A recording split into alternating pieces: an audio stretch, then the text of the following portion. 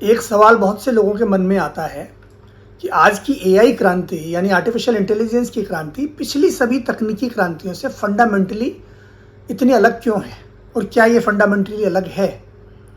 पहले तो किसी को डिजिटल बदलाव से इतना डर नहीं लगता था, इस बार क्यों लग रहा है? क्या अलग है इस बार? 1980 में जब कंप्यूटर्स आए तो लोग उत्साहित थे। 1995 में जब इंटरनेट आया तो एक रोमांच पैदा हो गया, नई संभावनाओं के बारे में, सूचनाओं की सुलभता के बारे में। 2008 में जब स्मार्टफोन्स आए तो हमने एक नया ही युग उदय होते हुए देखा।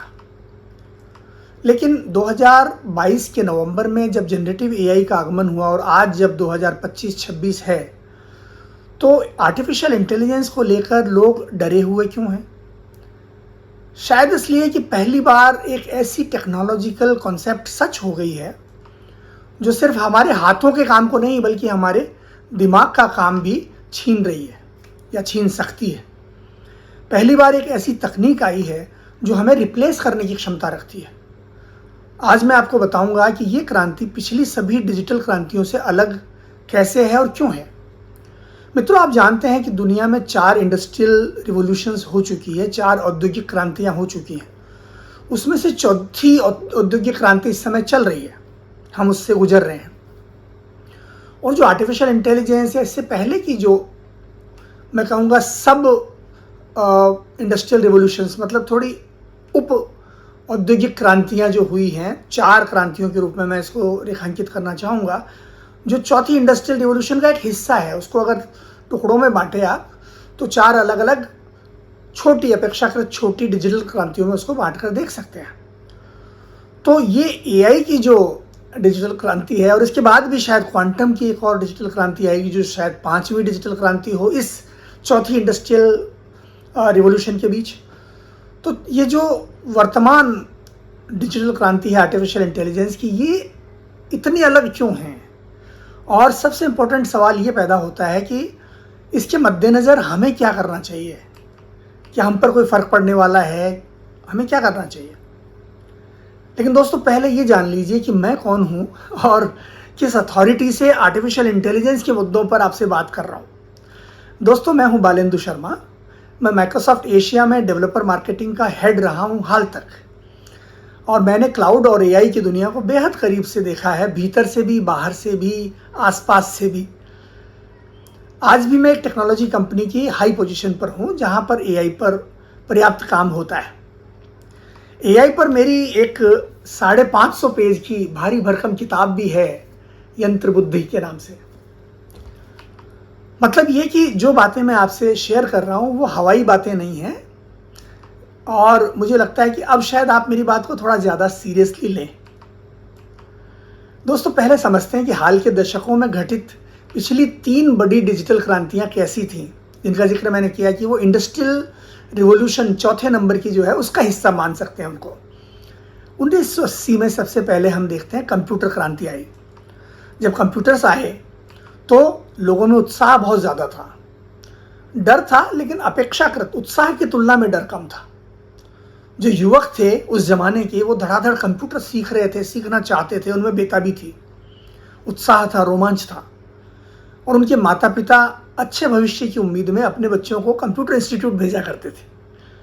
ये बात है 1980-90 आदि दशकों की। उसके बाद दोस्तों, हमने देखा कि कुछ दफ्तरों में हड़तालें भी हुई, खासतौर पर सरकारी दफ्तरों में, बैंकों में, क्योंकि लोगों को लगा, वहाँ एम्प्लॉयज़ को लगा कि कंप्यूटर उनकी नौकरियाँ शायद छीन लेंगे। लेकिन कंप्यूटर अपने आप तो काम नहीं कर सकता, उसके पीछे कोई ना कोई व्यक्ति है जो उसको चलाता है। तो हुआ क्या? कंप्यूटर्स ने लाखों नई नौकरियाँ, करोड़ों नई नौकरियाँ पैदा की, सृजित की, क्रिएट की। शायद उसने, कंप्यूटरों ने 0.01% नौकरियों को प्रभावित भी किया होगा, लेकिन नई जो नौकरियां बनाई वो उनकी तुलना में सैकड़ों गुना ज़्यादा थी। एक सॉफ्टवेयर इंडस्ट्री बनी पूरी दुनिया में, आईटी का पूरा सेक्टर खड़ा हुआ। भारत ने उसमें लीड ली और एक भारत आईटी की सुपर पावर बन गया। तो कुल मिलाकर दोस्तों, उस ज़माने में युवाओं का जो उत्साह था, हमारे स्टूडेंट्स का, यूथ का, कंप्यूटरों के प्रति जो लगाव था, जो जिज्ञासा थी, क्यूरियोसिटी थी, वो बुजुर्गों की चिंताओं पर भारी पड़ी। उन लोगों की जो रिटायरमेंट के करीब थे, जो थोड़े चिंता में रहते थे। उसके बाद 1995 में इंटरनेट की क्रांति आई। इंटरनेट के आने पर चिंता जैसी कोई विशेष बात तो नहीं थी, लेकिन उस समय हमने एक नया बहुत बड़ा बदलाव होते हुए देखा, जिसको विश्वग्राम के रूप में आप जानते हैं, ग्लोबल विलेज के रूप में जिसको कहा जाता है। ये दुनिया जो है, विशाल दुनिया, ये सिमटने लगी, नए अवसर खुलने लगे। कम्युनिकेशन की ज़बरदस्त ताकत हमारे हाथों में, हमारे माउस में, हमारे कीपैड में, हमारे कंप्यूटर में आ गई। हाँ, कुछ लोगों के बीच में छोटी चिंताएं ज़रूर थी। जैसे मिसाल के तौर पर ई कॉमर्स का जब उदय हुआ तो दुकानदारों को लगा, छोटे दुकानदारों को, कि सभी लोग अगर ई कॉमर्स से चीज़ें खरीदने लगेंगे तो हमारा क्या होगा, हमारे बिजनेस का। प्राइवेसी की समस्याएं उस समय उठी, मुद्दे उठे, साइबर सिक्योरिटी के मुद्दे उठे, डिजिटल एडिक्शन की बात हुई कि ज़्यादातर लोग इंटरनेट पर ही केंद्रित रहेंगे, उसी पर काम करते रहेंगे, उसी में घुसे रहेंगे, मनोरंजन ही करते रहेंगे, तो उनको लत लग जाएगी इंटरनेट की, या डिजिटल लत लग जाएगी।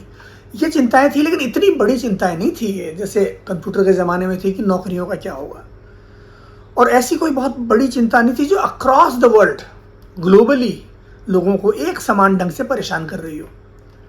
तो ऐसा कुछ नहीं था उस समय।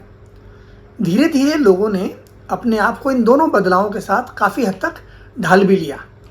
दोस्तों, उसके बाद 2008 में स्मार्टफोन की क्रांति को घटित होते हुए हम देखते हैं। हालांकि चूँकि 2008 में आईफोन का आगमन हुआ, उसके बाद एंड्रॉयड के फ़ोन आने लगे, तो 2008 से आप मोटे तौर पर स्मार्टफोन की क्रांति की शुरुआत मान सकते हैं। हालांकि उससे पहले भी स्मार्टफोन कुछ अलग या सीमित अर्थों में आते थे, जैसे ब्लैकबेरी का नाम आपने सुना हो, या पाम पायलट का आपने नाम सुना हो। तो इस प्रकार के स्मार्टफोन आते थे, लेकिन उनकी क्षमताएं बेहद सीमित थी। दिखने में वो काफ़ी ट्रेंडी और अच्छे लगते थे, लेकिन स्मार्टफोन ने सब कुछ बदल दिया। बहुत बड़ी क्रांति इसके ज़रिए हमारे बीच में आई डिजिटल क्षेत्र में। उन्होंने दुनिया को बदलने में योगदान दिया। देखिए, हर किसी के हाथ में एक पावरफुल कंप्यूटर आ गया। आप स्मार्टफोन को एक कंप्यूटर के रूप में भी देख सकते हैं, क्योंकि जो काम कंप्यूटर कर सकता है उसमें बहुत सारे स्मार्टफोन भी कर सकता है। दूसरा था, कम्युनिकेशन का कायाकल्प हो गया। हर आदमी के हाथ में ये शक्ति आ गई कि दुनिया के किसी भी व्यक्ति से वो बात कर रहा है, चाहे सोशल मीडिया के जरिए, चाहे वो टेलीकम्युनिकेशन के जरिए। फिर सोशल मीडिया का उदय हुआ, एप्लीकेशंस की दुनिया सामने आई, ऑन डिमांड सर्विसेज का जन्म हुआ, मनोरंजन के मायने बदल गए, आदि आदि। लोग खुद बनाने लगे, क्रिएट करने लगे। ये सारे बदलाव हमने देखे 2008 की स्मार्टफोन क्रांति के बाद। फिर से लोगों के बीच में उत्साह था, एक्साइटमेंट था, पॉसिबिलिटीज़ थी, लोगों के बीच नए डिवाइसेस खरीदने की होड़ थी। अब आते हैं 2022 से 2025 के बीच, जो जनरेटिव एआई की क्रांति चली, और अब 2026 में जो आगे बढ़ रही है उसकी तरफ। तो दोस्तों, इस बार स्टोरी बिल्कुल अलग है। पहला बड़ा अंतर यह है कि जॉब्स के सामने चैलेंज खड़ा हो रहा है। शुरू में क्रिएटिव जॉब्स, एनालिटिकल जॉब्स और टेक्निकल जॉब्स पर थोड़ा चैलेंज या खतरा दिखाई दे रहा है, लेकिन ये सिलसिला और भी कई क्षेत्रों में फैल रहा है। यहाँ तक कि जहाँ विशेषज्ञता और एडवांस्ड पढ़ाई लिखाई की ज़रूरत पड़ती है, वहाँ पर भी असर पड़ रहा है। ध्यान दीजिए, पिछली क्रांतियों ने क्या किया, कुछ पुरानी जॉब्स को ख़त्म किया, लेकिन कई गुना नए जॉब्स क्रिएट किए। ओवरऑल उन्होंने एम्प्लॉयमेंट को बढ़ाया। लेकिन एआई क्रांति में क्या हो रहा है, जॉब्स प्रभावित हो रही हैं, ख़त्म हो रही हैं, कम हो रही है। बड़ी टीमें सिमट कर चंद लोगों तक आ गई है, और ये सिलसिला बहुत तेज़ रफ्तार से हो रहा है। नई जॉब्स बन रही हैं, लेकिन बहुत धीमी रफ्तार से बन रही है। जो नई जॉब्स आ रही हैं वे बेहद स्पेशलाइज्ड हैं, मुश्किल है, मतलब इतनी सामान्य नहीं है कि कोई भी व्यक्ति उन जॉब्स को कर ले। अवसर खुल रहे हैं, खुलते रहेंगे, लेकिन फिलहाल जो स्थिति है हम उसकी बात कर रहे हैं।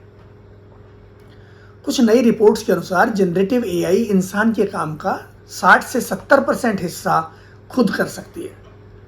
अब दूसरा बड़ा अंतर देखिए, दिमाग का काम करने वाले लोग ज़्यादा प्रभावित हो रहे हैं, यानी कि बेहतर माने जाने वाले जॉब्स पर ज़्यादा दबाव है, उन पर ज़्यादा खतरा दिखाई दे रहा है। और ये सबसे क्रिटिकल पॉइंट है। ध्यान से सुनिए, पहले की मशीनें हाथ का काम करती थी, फिजिकल लेबर को रिप्लेस करती थी। जैसे मैन्युफैक्चरिंग में जो लोग लेबर काम करती है, उनकी जगह मशीनें आ गई तो बहुत तेज़ रफ्तार से काम होने लगा। चीज़ों को जोड़ने वाले जो काम थे वो मशीनें बेहतर करने लगी। प्रोसेसिंग के जो काम थे, फूड प्रोसेसिंग है या अन्य क्षेत्रों में जो प्रोसेसिंग है, उसमें मशीनों के आने से इंसानों की भूमिका सीमित हुई, क्योंकि मशीनों ने हाथ का काम जो था उसको कुछ हद तक रिप्लेस किया। हालांकि फिर भी ज़रूरत बनी रही इंसानों की, लेकिन कुछ हद तक रिप्लेस किया। ट्रांसपोर्टेशन का क्षेत्र देखिए, जहाँ पे छोटे छोटे काम करने वाले, तांगे वाले, रिक्शे वाले, इस तरह का काम करने वाले जो लोग थे, या ढोने वाले, सामान ढोने वाले, ये लोग जो थे वो रिप्लेस कर दिए गए ट्रकों से, कारों से, ऑटो रिक्शा से या मोटरसाइकिलों से या अन्य वाहनों से। तो ये जो था मशीनों का जो काम था वो मानव के हाथ के काम को रिप्लेस करने तक सीमित था। आज की आर्टिफिशियल इंटेलिजेंस लेकिन क्या कर रही है, ये दिमाग का काम भी कर सकती है, ये हाथ का काम भी कर सकती है, और आगे आप देखेंगे कि हाथ के कैसे कैसे काम ये कर सकती है। लेकिन फिलहाल हम केंद्रित रखते हैं अपनी बात को माइंड के काम के ऊपर। तो ये क्या कर सकती है, जैसे उदाहरण के तौर पर सोचने का काम, विश्लेषण करने का काम, क्रिएशन का काम।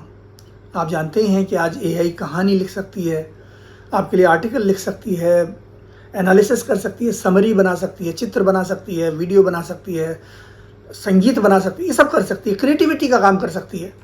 और बहुत सारे ऐसे काम जिनके लिए लोग वर्षों लंबी पढ़ाई करते हैं, वो काम भी ये करने लगी है। तो दोस्तों, software engineers, graphic designers, content writers, analyst, lawyers, doctors, chartered accountants या इस तरह के और बहुत सारे जो काम हैं जिनमें विशेषज्ञता की ज़रूरत है, उनको भी लग रहा है कि हमारे डोमेन में आर्टिफिशियल इंटेलिजेंस की घुसपैठ हो चुकी है। अब तीसरा बड़ा अंतर क्या है पहले में और आज में, वो ये है कि स्पीड ऑफ डिस्ट्रप्शन। कंप्यूटर क्रांति जब आई थी तो लोगों को अडेप्ट करने के लिए 10-15 साल मिले कि चलो आप धीरे धीरे कंप्यूटर सीख लो, टाइपराइटर से शिफ्ट हो जाओ, हाथ के काम आप कागज़ और पेन से शिफ्ट होकर कंप्यूटर की तरफ आ जाओ। समय मिला सीखने के लिए, क्योंकि बदलाव इतना तेज नहीं था। इंटरनेट की जो क्रांति थी उसमें ट्रांजिशन पीरियड था 8 से 10 साल का। स्मार्टफोन की क्रांति ने लोगों को 5 से 7 साल का समय दिया एडजस्ट करने के लिए। लेकिन एआई की क्रांति में क्या हो रहा है, तुरंत बदलाव हो रहा है। हर हफ्ते नए एआई मॉडल्स आ रहे हैं जो पिछले मॉडलों से बहुत ज़्यादा कैपेसिटीज़ रखते हैं, कैपेबिलिटीज़ रखते हैं। हर महीने एआई की कैपेबिलिटीज़ बढ़ती चली जा रही है, लोगों को अडेप्ट करने का टाइम ही नहीं मिल रहा। चौथा अंतर क्या है, लेवल ऑफ एंजाइटी, चिंता का स्तर।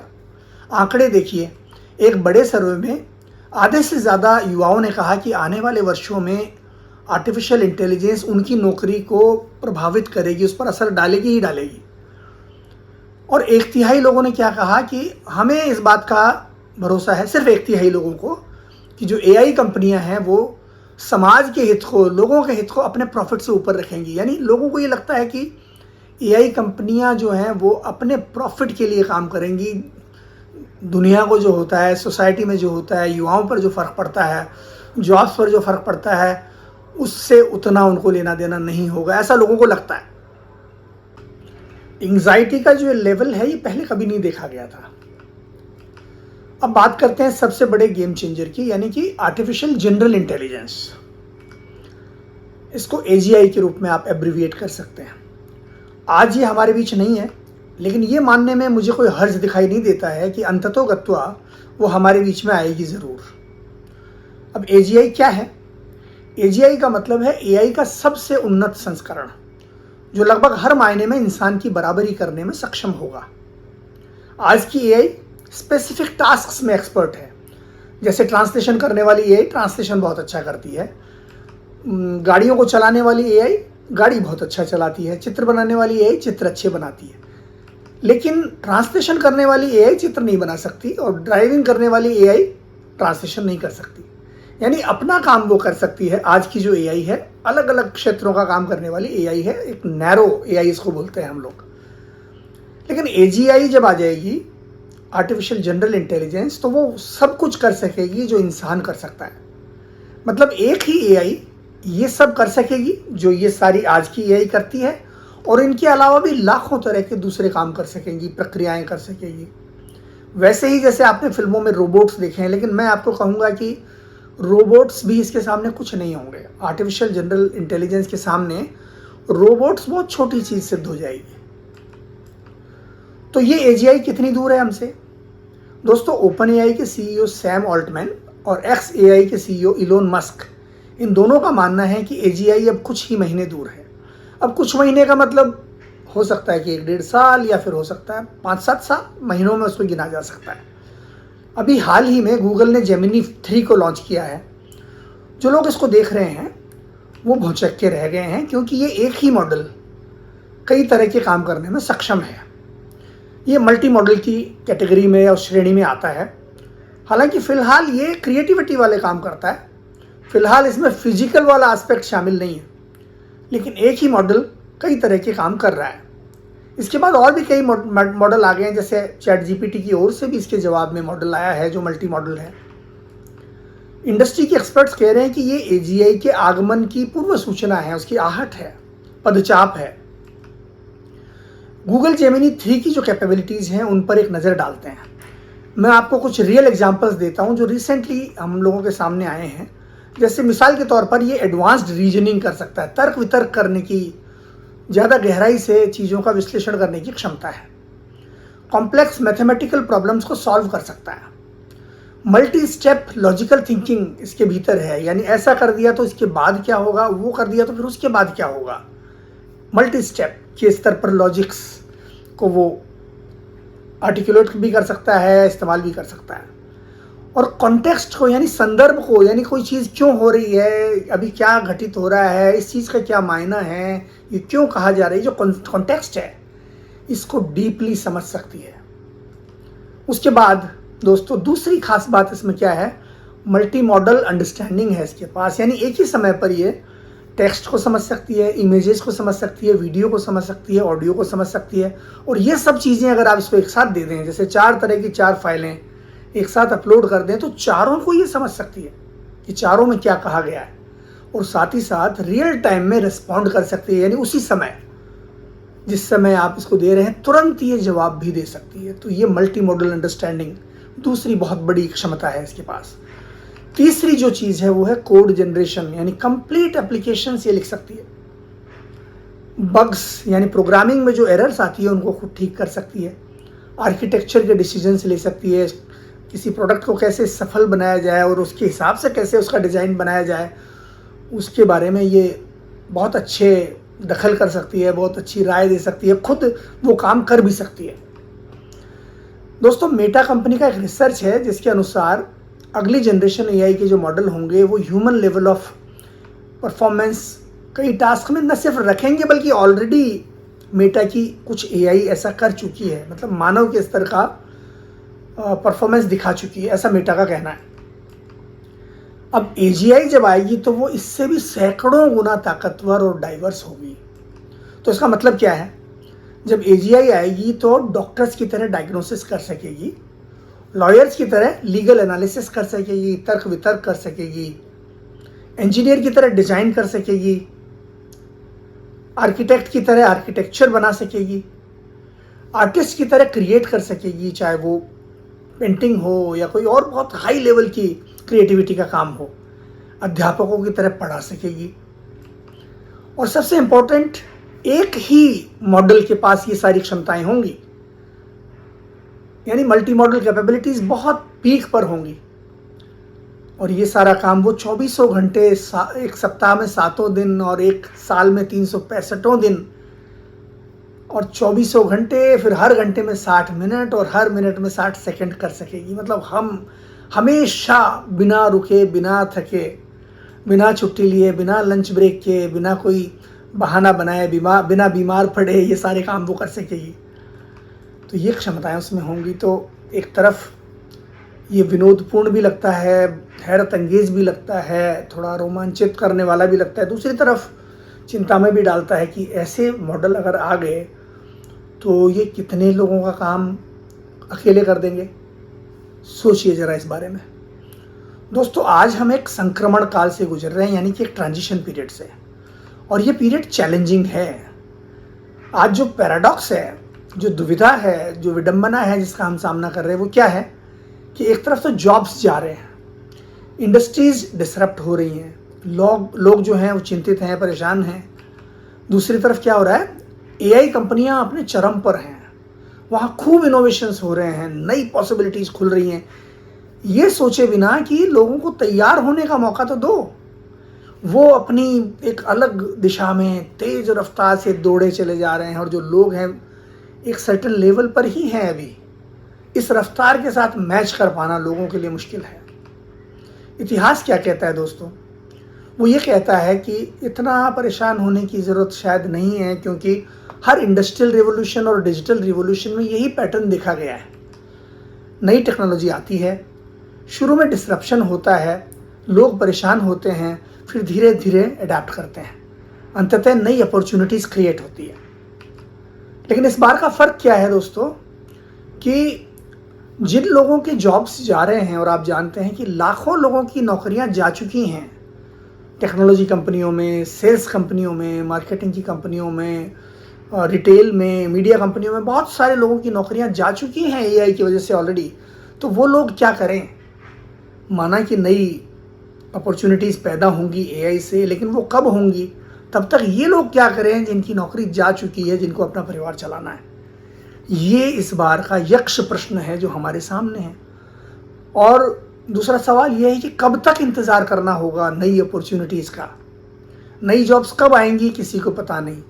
और जिन लोगों की जॉब्स जा रही हैं वो इस बीच, इस संक्रमण काल में, इस ट्रांजिशन पीरियड में कैसे सर्वाइव करेंगे? इस यक्ष प्रश्न का जवाब किसी के पास नहीं है। कुछ नई जॉब्स आने लगी हैं, जैसे प्रॉम्प्ट इंजीनियर्स की, एआई को ट्रेन करने वाले लोगों की, एआई के एथिक्स कंसल्टेंट्स की, एआई ऑडिटर्स की, सिंथेटिक डेटा क्रिएटर्स की, डेटा एनोटेटर्स की, डोमेन एक्सपर्ट डेटा क्रिएटर्स की। इस तरह की एआई जॉब्स आने लगी हैं। लेकिन समस्या क्या है? ये जॉब्स बेहद स्पेशलाइज्ड है, हर कोई उनको नहीं कर सकता। बहुत कम लोग जो उस क्षेत्र के बहुत ट्रेंड, वेल ट्रेंड लोग हैं, बहुत समझिए कि बेहद मेधावी लोग हैं, बहुत मेहनती हैं, बहुत इंटेलिजेंट हैं, लंबा एक्सपीरियंस रखते हैं, ये उन लोगों के लिए ज़्यादा स्पेशलाइज्ड है, सबके लिए नहीं है। और संख्या में बहुत कम है। जितनी नौकरियां जा रही है उनकी तुलना में जो नई नौकरियां फ़िलहाल क्रिएट हो रही हैं बहुत कम है। मैकेंजी की एक रिपोर्ट है दोस्तों, मैकेंजी कहते हैं, मैकेंजी भी कहते हैं उसको। रिपोर्ट क्या है कि जॉब्स जो हैं जितनी एलिमिनेट होंगी एआई से, उससे कम नए जॉब क्रिएट होंगे। कम से कम शॉर्ट टर्म में ये बात कही जा सकती है। तो स्किल्स का एक जॉब है, जो नई जॉब्स आ रही हैं उनके लिए नए स्किल्स चाहिए, रीट्रेनिंग चाहिए, टाइम चाहिए। लेकिन डिसरप्शन इतनी तेज़ी से हो रहा है कि लोगों को ये टाइम मिल नहीं रहा। तो दोस्तों ये क्रांति पिछली सभी क्रांतियों से अलग है, क्योंकि ये तेज है, ये व्यापक है, ये हमारी कॉग्निटिव एबिलिटीज़ को चैलेंज कर रही है, दिमाग की एबिलिटीज़ को के बराबर आकर खड़ी हो रही है। लेकिन इतिहास हमें एक बात सिखाता है कि मानव हमेशा अडेप्ट करता आया है, अपने आप को नई परिस्थितियों के अनुसार ढालता चला आया है। हम रेजिलिएंट हैं, मतलब हम में प्रतिरोध करने की क्षमता है, हम इनोवेटिव हैं। लेकिन सवाल ये नहीं है कि हम सर्वाइव करेंगे कि नहीं करेंगे इस चुनौती के सामने। सवाल ये है कि हम कितनी जल्दी और कितनी अच्छी तरह से अपने आप को नई परिस्थितियों के अनुरूप ढाल पाएंगे, अडेप्ट कर पाएंगे। अगर हम समझदारी से काम लेंगे, कलेक्टिवली एक्शन लेंगे, ह्यूमन सेंट्रिक अप्रोच रखेंगे, तो ये क्रांति भी अंततः मानवता के हित में साबित होगी। लेकिन अगर हम अंधेरे में रहे, हम रिएक्टिव बने रहे, यानी वहाँ जो कुछ हो रहा है उसकी प्रतिक्रिया में कुछ करेंगे, केवल मुनाफे को प्रायोरिटी देंगे, जैसे आईटी कंपनियों के बारे में कहा जा रहा है कि वो उधर ही फोकस्ड हैं, तो ये क्रांति कुछ लोगों को तो अमीर बनाएगी, कुछ संस्थानों को अमीर बना देगी, लेकिन मानवता को एक तूफान के बीच लाकर छोड़ देगी। चुनाव हमारा है, समय भी हमारा है, और निर्णय हमारे पास है।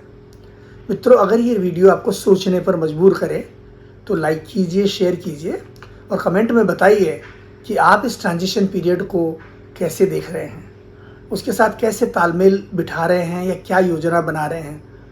और क्या आपको लगता भी है कि ये सब आशंकाएं जो हैं सचमुच आशंकाएं हैं, या आपको लगता है कि नहीं, कुछ ऐसी खास बात नहीं, समय भी निकल जाएगा, this will also pass.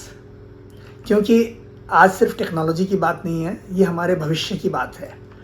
Balendu Sharma, the tech thinker, over and out.